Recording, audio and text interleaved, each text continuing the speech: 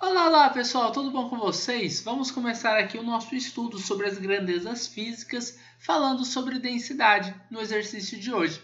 Esse exercício é um exercício da Unicamp.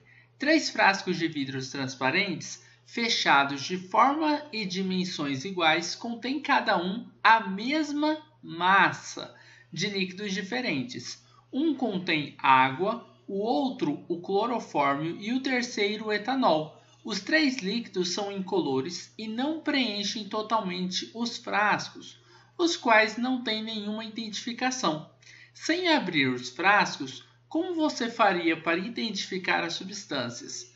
A densidade de cada um dos líquidos, a temperatura ambiente é igual a densidade da água está aqui, 1 grama por centímetro cúbico, densidade do etanol 0,8 gramas por centímetro cúbico e a densidade do clorofórmio 1,4 gramas por centímetro cúbico.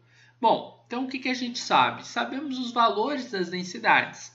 E a gente sabe que temos 3 recipientes diferentes e queremos saber que líquido está em qual desses recipientes. Então, vamos desenhar aqui 3 recipientes. O primeiro, o segundo e o terceiro. Vamos fingir que esses recipientes são iguais, tá? Eles estão fechados, os 3 estão lacrados. Então a gente não consegue sentir o cheiro para saber se é a água, se é o clorofórmio ou se é o etanol. A gente só sabe que eles têm ali volumes diferentes, né? Afinal, se eles têm densidades diferentes da mesma massa, o que deve variar é o volume. Como assim, professor? Bom, eu vou explicar para vocês. Densidade, ela é igual à massa que a gente tem sobre um determinado volume. Como os valores de densidade aqui estão todos em gramas por centímetro cúbico, eu vou assumir, gramas por centímetro cúbico, eu vou assumir que a massa tem que ser medida em grama e o volume tem que ser medido em centímetro cúbico. Então, eu tenho grama por centímetro cúbico de um lado da igualdade e do outro lado da igualdade eu tenho a mesma coisa, porque afinal, essa é a unidade de medida de densidade. Agora, vamos lá, se a massa é igual nos 3 casos, então a massa ela não vai variar, ela vai ficar paradinha aqui, tá? Ela é constante. Quando a massa é constante, a gente consegue ver o que acontece com o volume quando eu vario a densidade. Quando eu aumento a densidade, o volume ele tende a diminuir, porque os dois são inversamente proporcionais. Se eu diminuísse a densidade, o meu volume teria que aumentar, porque eles são inversamente proporcionais. Tem como provar isso? Tem como sim. A partir da própria fórmula, olha só. Densidade é igual a massa sobre um volume. A gente está falando que a massa ela é alguma coisa que é constante, né? Ela não vai variar. Então eu vou pegar aqui o meu volume e vou jogar para o outro lado da equação. O que acontece? O volume está sendo dividido pela massa. Então, ele vai passar para o outro lado da equação multiplicando pela densidade. Então, a equação que eu vou criar a partir dessa vai ser que massa é igual a densidade vezes o volume. Olha só, eles estão multiplicando. Sempre que você tem dois valores multiplicando e do outro lado da igualdade você tem uma constante, a gente pode dizer que esses valores eles são inversamente proporcionais. Se um sobe, o outro diminui. Belezinha? Vocês querem ver uma prova? Vamos supor que a nossa massa seja de 10 gramas. A minha densidade, sei lá, ela é de... Vou colocar de 5 aqui. Minha densidade é de 5 gramas por centímetro cúbico. E o meu volume, para que dê 10, né, ele tem que ser de 2 centímetros cúbicos. Quanto que dá 2 vezes 5? Vai dar 10.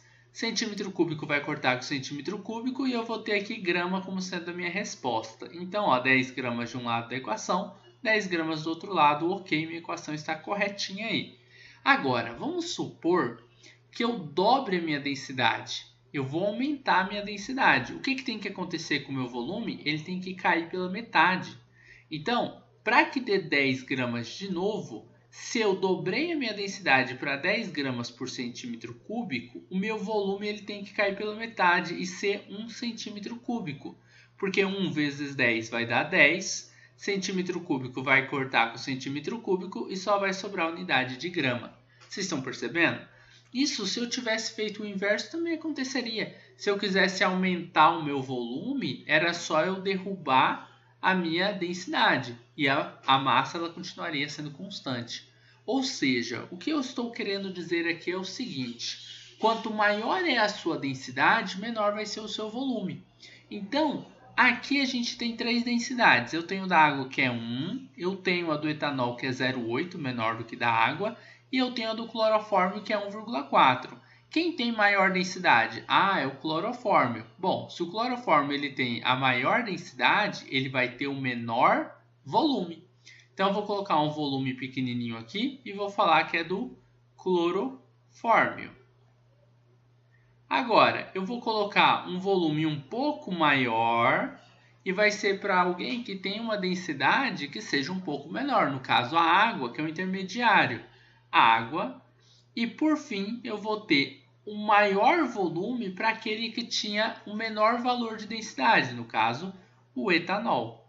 Então, tudo isso daqui veio do fato da gente saber que densidade e volume são inversamente proporcionais. Os três aqui eles vão conter a mesma massa, tá? Dentro do recipiente, a massa que eu tenho nesse recipiente vai ser igual à massa desse, que vai ser igual à massa desse. A diferença vai estar nos volumes que a gente tem no recipiente que tem clorofórmio, no recipiente que tem água e no recipiente que tem o etanol. Beleza, pessoal? Ó, se ficar com alguma dúvida é só deixar aqui nos comentários. A gente tem outras aulas falando sobre essa temática, então passa para o próximo vídeo e a gente continua o nosso estudo lá. Forte abraço e até nossa próxima videoaula. Você gosta das aulas do Estuda Mais e quer ter aulas particulares de Química online comigo? Então envie um WhatsApp para o número que está na descrição desse vídeo.